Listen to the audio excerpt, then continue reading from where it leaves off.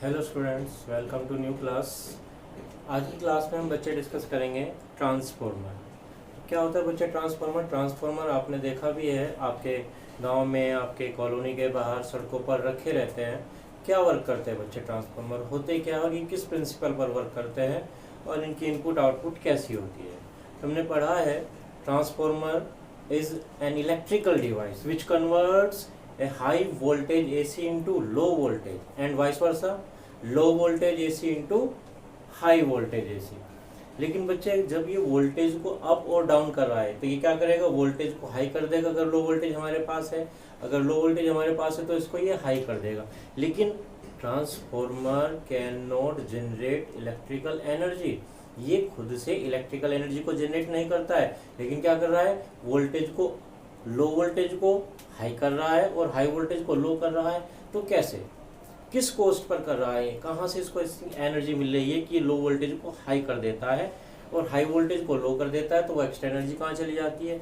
तो बच्चे ये क्या करता है, जब ट्रांसफॉर्मर लो वोल्टेज को हाई करता है तो साथ में जो करंट की वैल्यू होती है उसको डिक्रीज कर देता है, मीन्स रिवर्स करता है। अगर वोल्टेज को अप करता है तो करंट को डाउन कर देता है, अगर वोल्टेज को डाउन करता है तो करंट को अप कर देता है। तो बच्चे हम कैसे डिफाइन कर सकते हैं, a transformer is an electrical device which converts high voltage AC into low voltage AC and low voltage AC into high voltage AC at the cost of electric current. और बच्चे इसी फंक्शन के basis पर हम transformer को दो type में define कर सकते हैं। फर्स्ट हमारा होता है स्टेप अप ट्रांसफॉर्मर। क्या करेगा बच्चे, स्टेप अप लिखा है हमने, मीन्स ये क्या करेगा, अल्टरनेटिंग वोल्टेज को अप कर देगा। क्या करेगा बच्चे, लो वोल्टेज और साथ में बच्चे क्या होगी, हाई करंट को कन्वर्ट किस में करेगा, लो वोल्टेज को हाई कर देगा,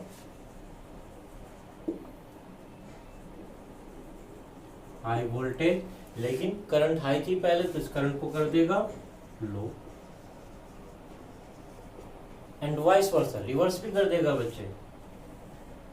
ए transformer which converts high voltage AC into low voltage is called step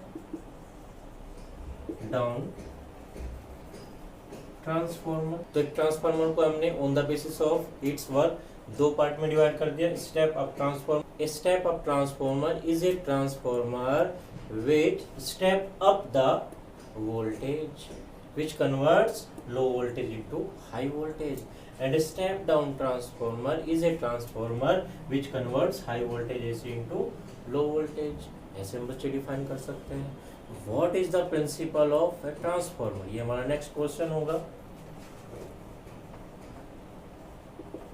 principal क्या होगा बच्चे, प्रिंसिपल, यहाँ हम एसी की बात कर रहे हैं और बच्चे हमने पढ़ा था कि एसी का जनरेशन कैसे होता है, according to the electromagnetic induction. Last chapter में जो हमने फिनोमेना पढ़ी थी वहाँ पे मैंने एसी जनरेटर भी किया था और वहाँ से हमें मिल गया था क्या, एसी वोल्टेज, एसी करंट।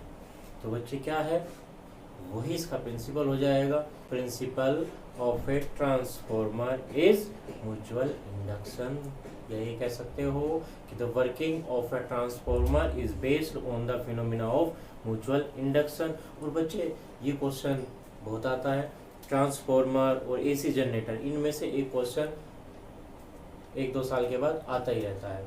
एक बार तो बच्चे ऐसा भी हुआ कि केवल ये पूछा गया, एक क्वेश्चन ट्रांसफॉर्मर के क्वेश्चन में, what is the principle of transformer, आपने क्या लिखा,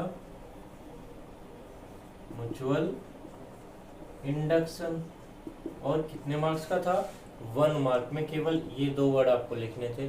और म्यूचुअल इंडक्शन को अगर आप डिफाइन भी करना चाहे तो आगे भी कर सकते हो।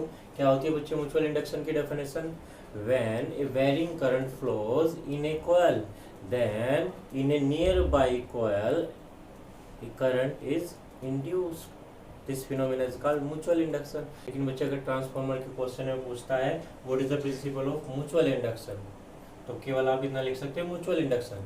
अगर वो कहने लगे एंड एक्सप्लेन इट, तब आप म्यूचुअल इंडक्शन को एक्सप्लेन भी कर सकते हो। कि mutual induction is a phenomena of induction of EMF और induction of current in a secondary coil when a varying current is flowing in a primary coil. ऐसे आप डिफाइन कर सकते हो। अब बच्चे बात करते हैं हम कंस्ट्रक्शन।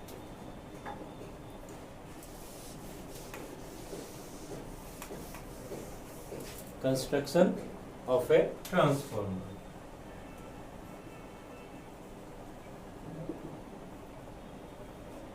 अब बच्चे हमने दो टाइप के ट्रांसफार्मर डिफाइन किए, स्टेप अप ट्रांसफार्मर और स्टेप डाउन ट्रांसफार्मर। ठीक है जी।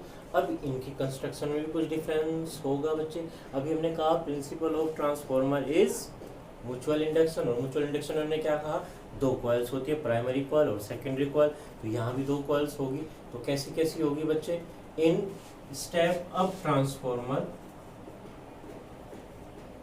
अगर हम स्टेप अप की बात करते हैं, in step up transformer there are two coils, a primary coil and a secondary coil. In primary के coil there are less number of turns of thick copper wire, मोटा कॉपर का wire होगा, उसके कम टर्न होंगे।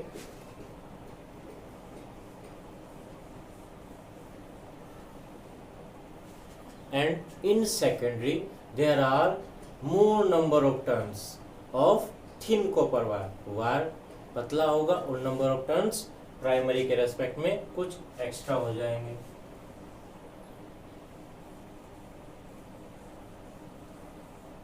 Then this type of transformer is called step up transformer. और बच्चे चूंकि हमें पता है कि जब कॉइल्स के बीच में आप कोर रख देते हो तो म्यूचुअल इंडक्शन और ज़्यादा इंक्रीज हो जाता है। तो ये जो दो मैंने लाइंस दिखाई है ये किसको शो कर रही है, कोर को। कोर वो भी कैसी, लेमिनेटेड कोर। हमने लास्ट चैप्टर में एडी करंट पढ़ा था। उस एडी करंट में कहा था कि हमने अगर एक ब्लॉक यूज किया उसमें एडी करंट की स्ट्रेंथ ज़्यादा हो जाएगी, जिससे क्या हो सकता है, हमारा मेटल रेड आउट होकर के मेल्ट भी हो सकता है। तो उसको हमने यूज करने के लिए क्या किया था, लेमिनेटेड कोर यूज की थी। तो ये वो लेमिनेटेड कोर है। तो बच्चे अगर प्राइमरी में लेस नंबर ऑफ टर्न है और थिक वायर है, इसको थोड़ा थिक दिखा देते हैं,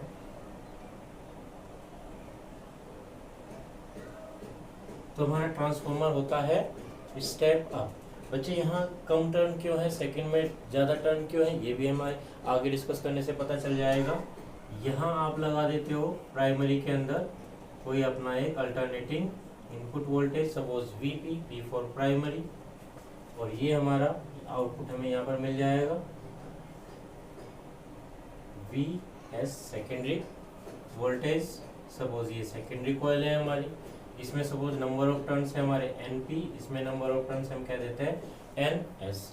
अब बच्चे दूसरी बात करें, दूसरा हमारा कौन सा है, step down transformer. In a step down transformer there are also two coils, one primary and second is secondary. In primary coil there are more number of turns of thin copper wire. यहाँ primary में ज्यादा turn होंगे बच्चे,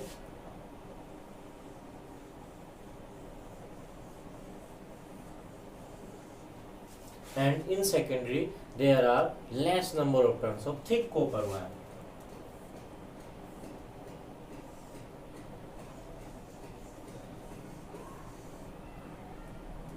तो यहाँ बच्चे primary में ज़्यादा नंबर ऑफ टर्न्स हो गए और सेकेंडरी में कम नंबर ऑफ टर्न्स हो गए। तो ये हो गई हमारी स्टेप डाउन ट्रांसफार्मर, ये हो गई हमारी स्टेप अप ट्रांसफार्मर। तो ये तो हो गया बच्चे हमारा एक थ्योरेटिकल डायग्राम।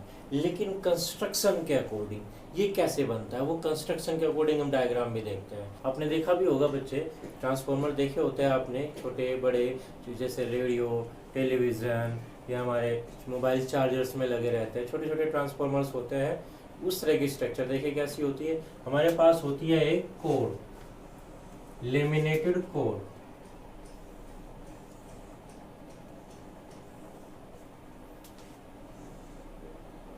ये स्ट्रक्चर देखते हैं बच्चे,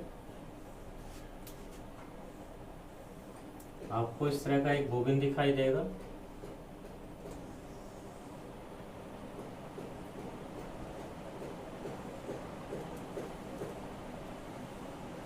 जिसमें बहुत सारी लेमिनेटेड कोर्स होंगी।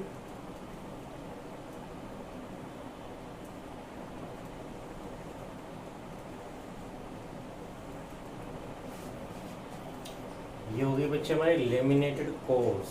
अब इनमें से एक लिम्ब के ऊपर प्राइमरी को बाउंड कर देते हैं। ये हो गई सपोज हमारी प्राइमरी। दूसरे लिम्ब के ऊपर हम सेकेंडरी कॉइल बाउंड कर देते हैं। ये हो गई हमारी secondary coil. This type of transformer is called core type. इसको बच्चे हम कहते हैं कोर टाइप। एक कॉमन कोर है जिसके एक लिम्ब पर आपने प्राइमरी बाउंड कर दी, दूसरे लिम्ब पर आपने सेकेंडरी बाउंड कर दी, तो ये स्ट्रक्चर हमारी कहलाती है कोर टाइप। दूसरी एक और होती है बच्चे जो मोस्ट कॉमनली यूज की जाती है। यहाँ पर देखिए बच्चे क्या होगा, यहाँ जब आप प्राइमरी में कोई current, varying current means alternating current flow करेंगे तो यहाँ पर फ्लक्स में चेंज होगा। वो फ्लक्स इस कोर के थ्रू सेकेंडरी में जाएगा, लेकिन जब यहाँ इस आर्म से चलते हुए दूसरे आर्म तक पहुँचेगा तो कुछ न कुछ इलेक्ट्रोमैग्नेटिक फ्लक्स एयर में लीक भी हो सकता है। तो यहाँ पर इनपुट और आउटपुट दोनों एनर्जीज में क्या आ जाएगा, डिफरेंस आ जाएगा, दोनों पावर अलग अलग हो जाएगी। तो उसको हमने मिनिमाइज करने के लिए क्या क्या है बच्चे, एक ही लिम्ब के ऊपर प्राइमरी और फिर सेकेंडरी को बाउंड किया है, जो स्ट्रक्चर हमारी कहलाती है शेल टाइप। देखते हैं बच्चे, जो मोस्ट कॉमनली हमारे नॉर्मल जो ट्रांसफॉर्मर्स होते हैं उनमें यूज किया जाता है।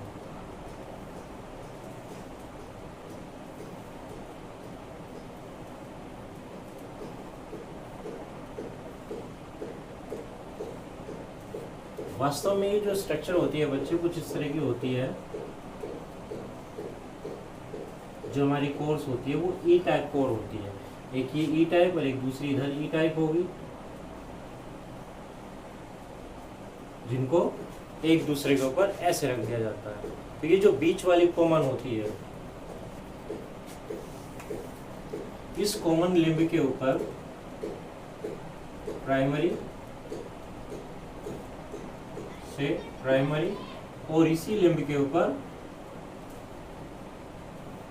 सेकेंडरी कंपाउंड कर देते। इससे क्या होगा, maximum EMF, maximum flux transfer होगा प्राइमरी टू सेकेंडरी। इसको कहते हैं बच्चे हम सेल टाइप। और एक साल तो बच्चे क्या होता है एग्जाम में इस स्ट्रक्चर को बनाने के लिए आया था और इसका भी 1 मार्क था। ये उसी के साथ आया था जब मैंने कहा था प्रिंसिपल पूछा गया था, what is the principle of a transformer, that is mutual induction, 1 mark, and draw a diagram for a transformer. तो आपको ये सेल टाइप ड्रॉ करना, उस पर आपको क्या मिल गया 1 मार्क, 2 मार्क तो आपको यहीं पे मिल गई। फिर से रिलेटेड थोड़ा सा क्या था, डेरिवेशन था। अब बच्चे बात करते हैं वर्किंग की। What is the working of a transformer. देखिए बच्चे ट्रांसफॉर्मर कैसे काम करता है, हमने पहले ही कहा transformer works on the principle of mutual induction. जब यहाँ पे अल्टरनेटिंग करंट फ्लो होगी तो क्या होगा बच्चे, magnetic flux link to primary change. और बच्चे दोनों कॉइल्स क्या है, एक ही कोर पर बाउंड की गई है, तो वो जो हमारा फ्लक्स है वो इस कोर के थ्रू सेकेंडरी कॉइल तक भी जाएगा। और यहाँ पर तो बच्चे सेम है ही, लास्ट चैप्टर में हमने निकाला भी था, जब एक कॉइल के ऊपर दूसरी कॉइल बाउंड हुई थी तो हमने वहाँ पर म्यूचुअल इंडक्टेंस भी निकाला था 2 कॉइल्स के लिए, आपको याद होगा, वीडियो आपने देखी होगी। तो बच्चे जैसे ही हमने प्राइमरी में एक इनपुट एसी हमने फ्लो कराई, तो due to the variation of alternating current a magnetic flux is produced in primary and due to the core it transfer to secondary. That means magnetic flux link to secondary also change. जैसे हमारी AC का value change होगा, positive 0 से up, फिर down, फिर negative half में जाएगी, maximum value तक, फिर 0 जाएगा।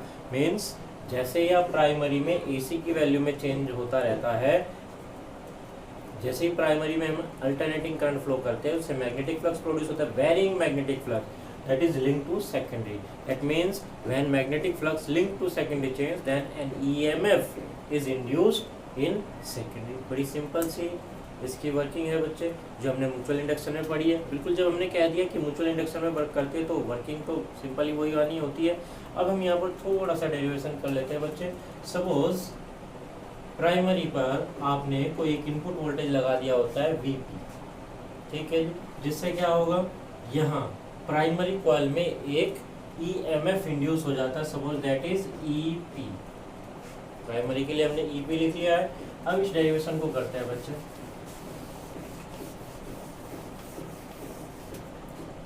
According to law of Faraday क्या कहता है, EMF induced in a coil means primary coil की बात कर रहे हैं पहले, EP इक्वल टू क्या होगा minus NP d∅/dt। Suppose d∅/dt क्या rate of change of magnetic flux.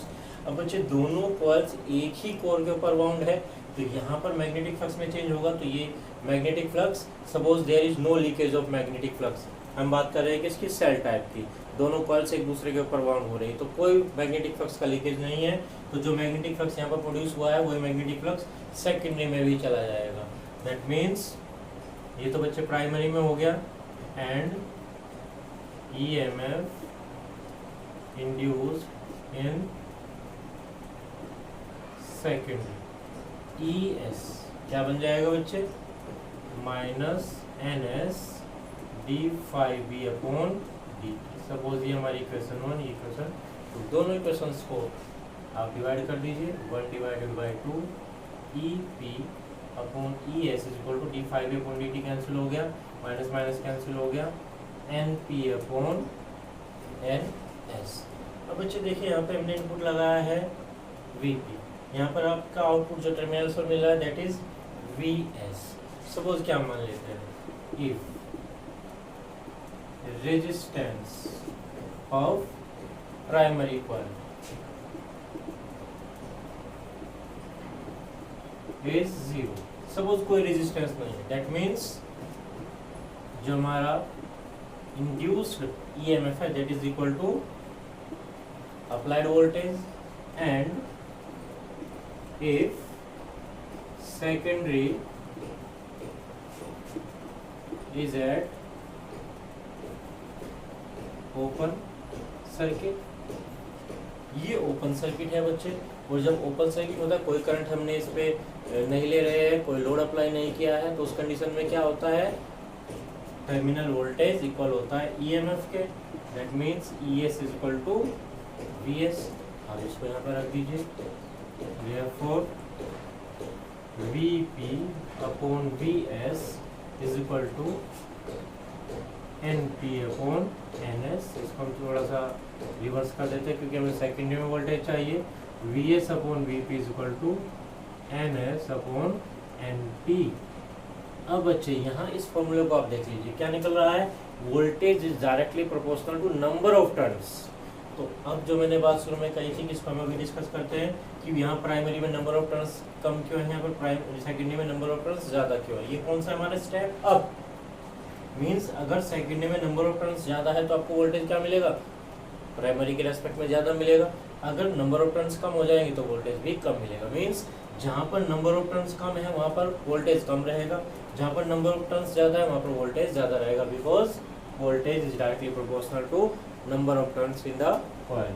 और बच्चे NS/NP को हम एक रेशो के नाम से जानते हैं, इसको R से डिनोट करते हैं, where NS/NP is called transformation ratio. Transformation, इसको हम बच्चे जानते हैं ट्रांसफॉर्मेशन रेशो के। अब बच्चे इसका हमें बेनिफिट क्या मिलेगा, अब हमें ट्रांसफॉर्मर के ऊपर ये लिखा नहीं मिलेगा कि दैट इज स्टेप अप और स्टेप डाउन, वहाँ पर R का वैल्यू डिफाइन किया जाएगा, सपोज 1.2, 0.5। अब यहाँ से हमें पता चल जाएगा। अब देखिए इस फॉर्मूले को देख करके आप क्या कह सकते हो, अगर सेकेंडरी में नंबर ऑफ टर्न्स प्राइमरी के रेस्पेक्ट में ज़्यादा है that means transformer will be step up, और अगर सेकेंडरी में नंबर ऑफ टर्न्स कम है that means transformer will be a step down transformer. तो देखिए बच्चे NS/NP का वैल्यू अगर है ग्रेटर देन 1 तो ट्रांसफॉर्मर कैसा होगा, स्टेप अप, और है लेस देन 1 तो कैसा होगा, स्टेप डाउन। दैट इज हम यहाँ पर नोट कर सकते हैं, for R is greater than 1 तो ट्रांसफॉर्मर कैसा होगा, स्टेप अप, और for R is less than 1 तो ट्रांसफॉर्मर हमारा कैसा होगा, स्टेप डाउन हो जाएगा। तो R की वैल्यू से इसीलिए हमने इसको कहा है ट्रांसफॉर्मेशन रेशो। ये रेशो ये हमें बता देगा कि ट्रांसफॉर्मर स्टेप अप है या स्टेप डाउन है। ठीक है जी। अब बच्चे ये तो बात हो गई हमारी वोल्टेज की। अब हम यहाँ करंट की बात कर लेते हैं, क्योंकि करंट भी तो चेंज होगी ना, उसकी बात कर लेते हैं। A transformer never generates electrical energy. ये एनर्जी जनरेट नहीं करता है, केवल फॉर्म को चेंज कर रहा है। नाम भी हमने लिखा ट्रांसफॉर्मर, एक ऐसी डिवाइस जो फॉर्म को चेंज कर दे, केवल एनर्जी को चेंज नहीं करेगा। जो इनपुट पावर रहेगी वही आउटपुट पावर भी रहेगी। ठीक है जी। तो उसी को हम ले लेते हैं, input power of a transformer is equal to output power of transformer. तो इनपुट पावर कितनी होगी बच्चे, इसको हम लिख देता हूँ Pp और इसको ले लेता हूँ Ps। और पावर का फॉर्मूला क्या होता है, V इंटू आई, मीन्स Vp इंटू Ip, ये Vs इंटू Is। तो क्या बच गया बच्चे, अब इसको सोल्व कर लेते हैं। Is को बदल ले आते हैं, Ip upon Is is equal to Vs upon Vp। और इसको नंबर ऑफ टर्न्स में आप लिखना चाहे तो Ip upon Is is equal to Ns upon. यहाँ देखिए बच्चे, करंट का नंबर ऑफ टर्न्स के साथ उल्टा रिलेशन है। जहाँ नंबर ऑफ टर्न्स ज़्यादा होंगे वहाँ पर करंट कम हो जाएगा, वाइस वर्सा। ठीक है स्टूडेंट, ये तो हमारी रिलेशन हो गया पूरा ट्रांसफार्मर के लिए। हमने वोल्टेज का नंबर ऑफ टर्न्स के साथ रिलेशन निकाल लिया, करंट का नंबर ऑफ टर्न्स के साथ रिलेशन निकाल लिया। ये कभी कभी क्वेश्चन पूछा जाता है, ये तो ट्रांसफार्मर आता है या फिर जनरेटर आता है, दोनों में से कोई एक क्वेश्चन कन्फर्म आ जाता है। भले ये दोनों अलग अलग चैप्टर्स में हमने पढ़े, इलेक्ट्रोमैग्नेटिक इंडक्शन और एसी, लेकिन बच्चे आप इन दोनों चैप्टर्स को अलग मत पढ़िए, दोनों एक ही यूनिट के अंदर आते हैं और इस यूनिट में मिक्स क्वेश्चन बन जाते हैं। उस चैप्टर का क्वेश्चन इस पर चैप्टर के क्वेश्चन के साथ मिला करके दिया जा सकता है, इस चैप्टर का क्वेश्चन उस चैप्टर के क्वेश्चन के साथ मिक्स करके दिया जा सकता है। अब बच्चे हम इसमें एक काम और करते हैं। अब देखिए हमने यहाँ क्या कहा है बच्चे, input power of a transformer is equal to the output power of transformer. लेकिन ऐसा जरूरी नहीं है कि ट्रांसफॉर्मर में कोई भी एनर्जी लॉस ना हो। ज़्यादा तो नहीं हो सकती, लेकिन कम जरूर हो सकती है आउटपुट एनर्जी, क्योंकि कुछ ना कुछ हीट की फॉर्म में एनर्जी डिसिपेट हो जाती है। बहुत सारे लॉसेस होते हैं जिनको हम अभी डिस्कस करेंगे क्या क्या लॉसेस होते हैं। तो उस लॉस में क्या होगा बच्चे, 100% पावर ट्रांसफ़र नहीं होती आउटपुट में। तो उस टाइम पर क्या होगा, कुछ ना कुछ एनर्जी लॉस हो रही है, तब हम क्या करेंगे, एफिशिएंसी डिफाइन करते हैं ट्रांसफॉर्मर की। Efficiency of transformer. और बच्चे जब भी आप किसी भी डिवाइस की एफिशिएंसी डिफाइन करते हो तो वो हमेशा होता है आउटपुट अपॉन इनपुट। तो क्या होगा बच्चे, output power upon input power, ये हमारी एफिशिएंसी है। और for ideal it is 1 in percentage